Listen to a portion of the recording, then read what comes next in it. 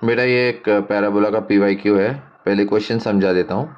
तो क्वेश्चन में हमें पैराबोला का फोकस दिया हुआ है बेटा, और डायरेक्ट्रिक्स की इक्वेशन दी हुई है 2x + y + 2 = 0। फोकस के कोऑर्डिनेट्स ये हैं, और हमें ये बोला है कि हमें y कोऑर्डिनेट का सम बताना है, वो पॉइंट्स के y कोऑर्डिनेट का सम जिनका x कोऑर्डिनेट -2 है, यानी अब्सिसा -2 है।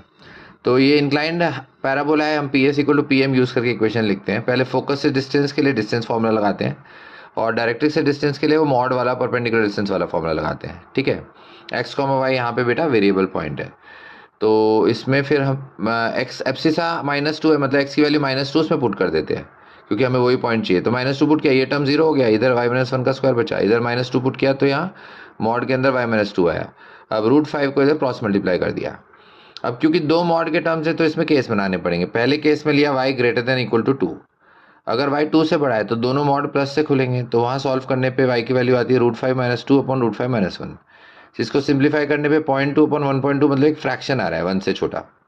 लेकिन हमने कंडीशन क्या बोला था कि 2 से बड़ा होना चाहिए, इसलिए मैंने कैंसिल कर दिया। केस 2 में मैंने y लिया 1 से 2 के बीच में।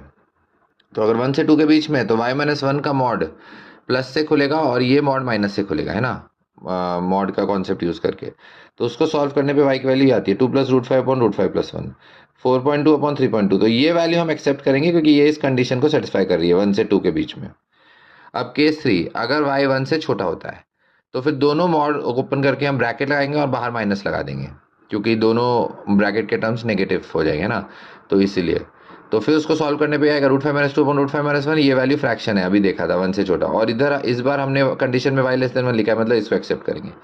तो यानी केस 2 और केस 3 में जो हमको वैल्यू मिली है बेटा, उसका ही हमें सम निकालना है। ऑर्डिनेट मतलब y कोऑर्डिनेट का सम। तो उसको हम एलसीएम लेते हैं और फिर सिंप्लीफाई करते हैं, तो फाइनल आंसर हमारे पास 3/2 आ जाता है। ओके।